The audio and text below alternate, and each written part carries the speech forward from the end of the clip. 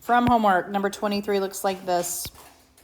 You have 1 over 9 squared divided by 1 over 9 to the 4th. There's a couple ways you could do this, okay? I'm going to show you two different ways. The first way is write them just in exponential form. So in exponential form, this would be a negative exponent, right? Because it's on the bottom, yes? So we have 9 to the negative 2 times, or divided by, rather, this also is a negative, 9 to the negative 4. That's one way to do this, all right? Everybody see that? And then you can say, well, I'm dividing, so I need to subtract those. So that's going to be 9 to the negative 2 minus a negative 4. Well, negative 2 minus a negative 4 is plus a positive, so I end up with 9 to the positive 2. All right, that is one way to do this problem. There's another way, it's look at it like it's fractions, which it is. If I were dividing fractions, what do I do when I divide fractions? Keep, change, flip. Keep this first one, 1 over 9 squared. Change it to multiplication. Flip, 9 to the 4th over 1. Right? So far, so good. When I multiply fractions, I simply multiply across. 1 times 9 to the 4th. 9 to the second power times 1. My rules of division here tell me to do what with these guys? 4 minus 2. And again, I get 9 squared. All right, so 35 was also a little bit different, right? A little different than what we did before. So let's look at 35. We have 1 over 3 squared times 1 over 3 to the negative 2. Now this is already multiplication, so I would just multiply across, okay? So I'm going to take 1 times 1, and I'm going to multiply that. I'm going to get 1. And then I'm going to multiply across. I'm going to say 3 to the second times 3 to the negative 2. On the bottom there, I am multiplying like bases. What do I do with those exponents? I'm multiplying on the bottom, aren't I? Isn't this multiplication? 3 squared times 3 to the negative 2. So I need to add my exponents, right? I already multiplied the ones across. So this is going to be 1 over 3 to the 2 plus negative 2. I'm just multiplying across, right? What is 2 plus negative 2? 0. So I have 1 over 3 to the 0. What is anything to the 0 power? So I have 1 over 1, which is just 1. That is my answer. What we are most familiar with when you hear order of operations, you hear this Pemdas. And it's just so that you have an easy way to remember it. I think there's some little like, please excuse my dear Aunt Sally when you first learned this way back when. Some of you may have heard that one too, right? And it's just some way to help you remember what order you're supposed to do this in. The problem is that some people, when they get to multiplication, division, addition, subtraction, they always think multiplication comes first, and that's not actually how it is. P represents parentheses, but what it really represents is any type of grouping. This is parentheses, brackets, absolute value symbols. Another thing you could even think of is the numerator and the denominator is naturally a group, okay? And so if you have something in a fraction form, everything in the numerator, you can go ahead and write a bracket around because that is considered a group as well. Everything in the denominator, you can write a bracket around because that is also considered a group. So the first thing the P represents is any type of grouping, parentheses, brackets, absolute values, or any numerator, denominator as well. The next one, the E, represents exponents.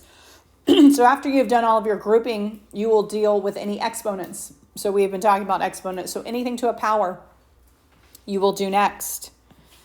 MD, that is multiply or divide from left to right. So this is where we get a little confused sometimes. Sometimes people want to do all their multiplication and then all of their division, and you will actually do the answer incorrectly.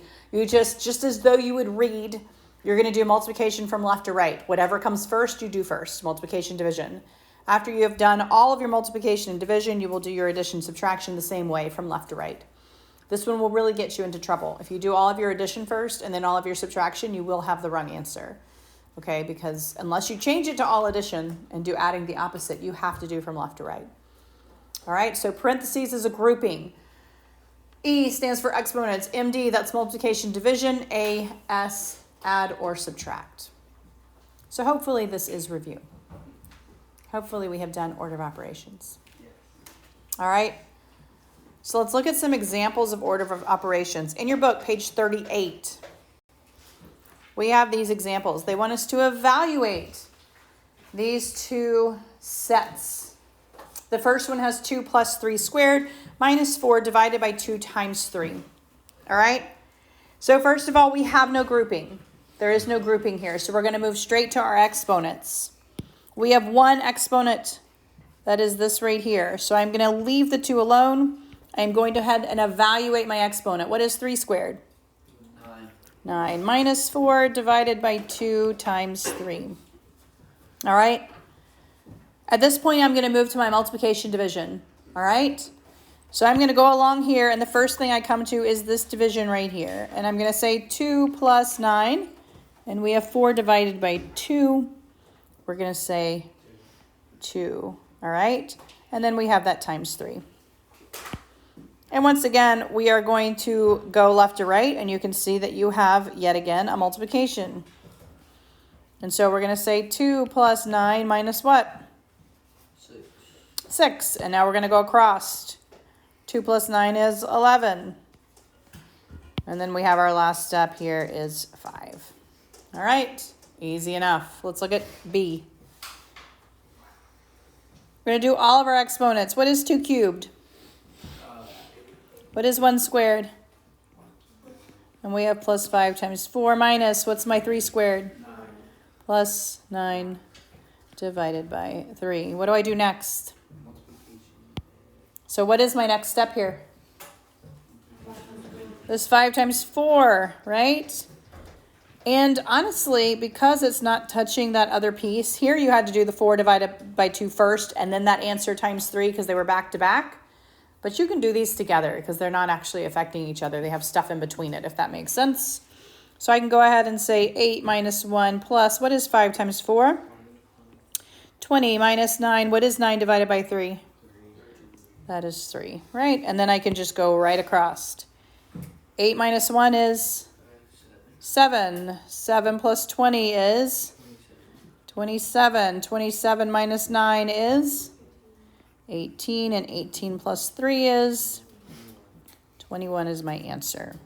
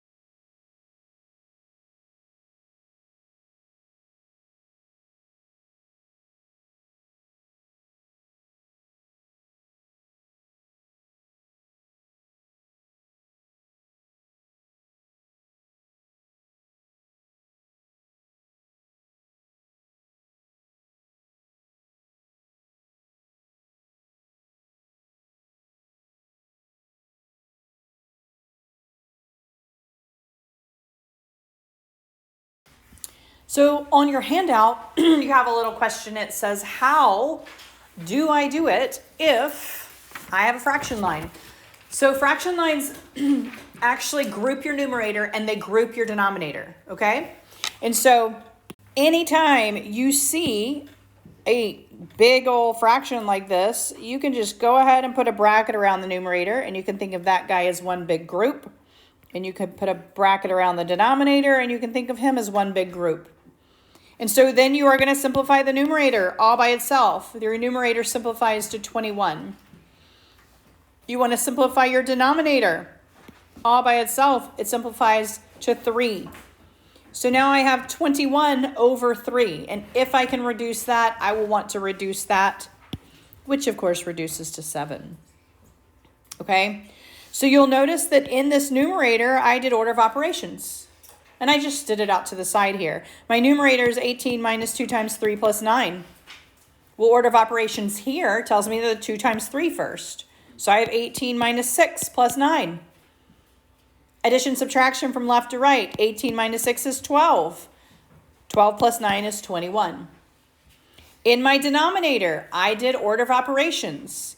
I did my grouping first. 9 plus 4 is 13. I then did my exponents. 4 squared is 16. Then I did my addition, subtraction. 16 minus 13 is 3. And then I put it back over each other. Numerator over denominator, right? 21 over 3.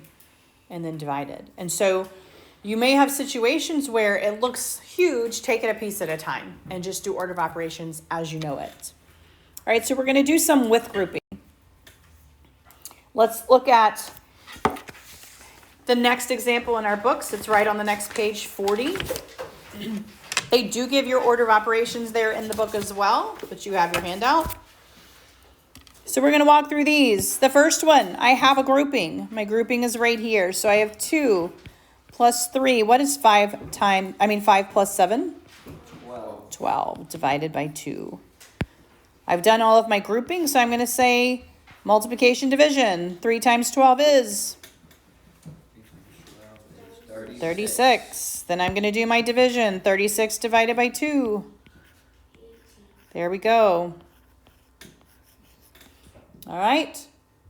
For this next guy, I have groups, but I also have understood groups, right? I have this is an understood group and this is an understood group, even though there's no grouping notation.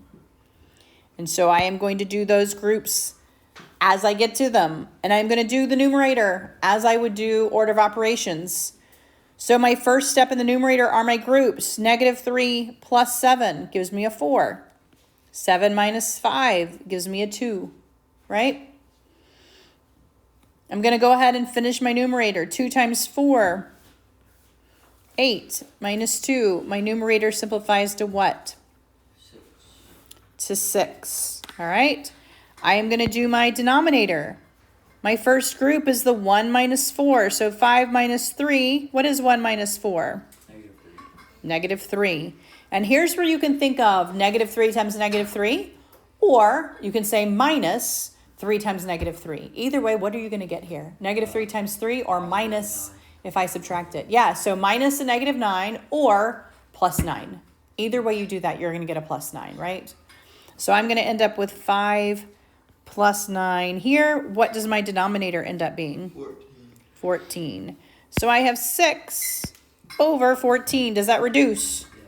Yeah, what goes into 6 and into 14? 2. 6 divided by 2 is? 14 divided by 2 is? This is my answer right here. Everybody see these? Getting a little harder. Not too bad though, right? Let's look at this last one. All right, this last one has several groups thrown in it. All right, we have a group here.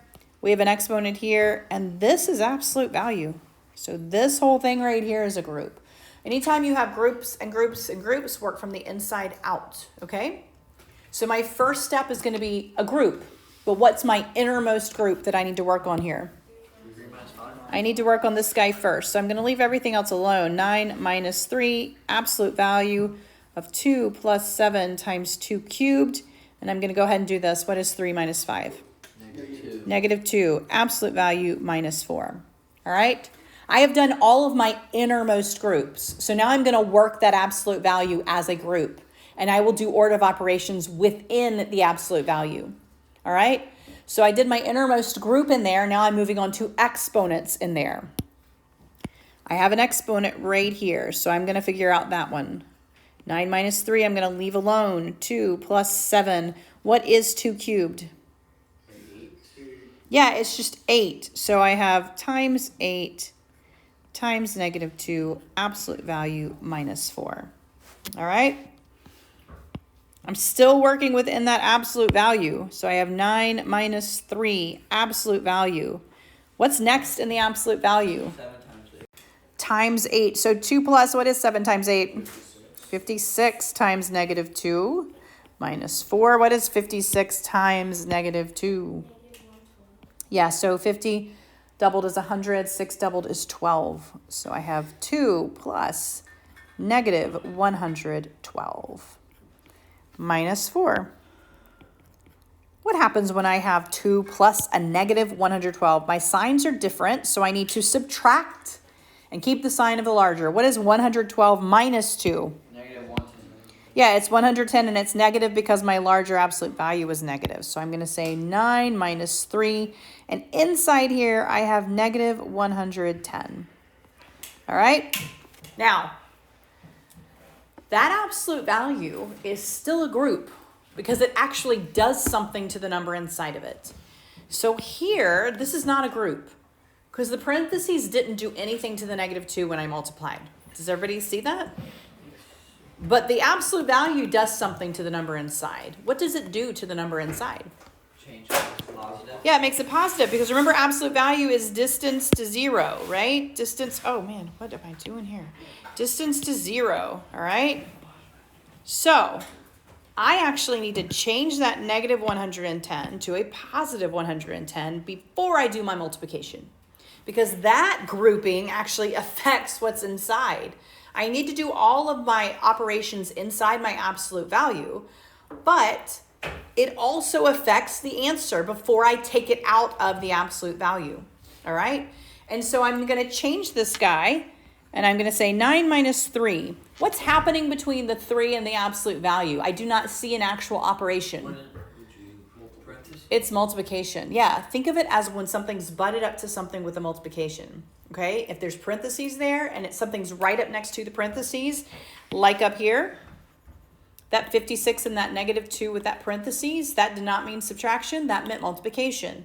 If you see a number right next to an absolute value, it means you are multiplying by that answer of the absolute value.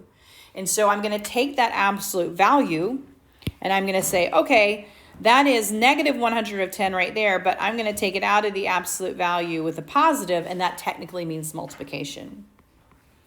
And so I need to do that 3 times 110 before I move on to the rest of that problem. What is 3 times 110? 330, and they give us these huge numbers because they just don't like us. 330 minus 9 is 321, so it's going to be negative 321 minus 4, negative 325. Big old numbers, but that's okay. You just subtract, right? You're just subtracting.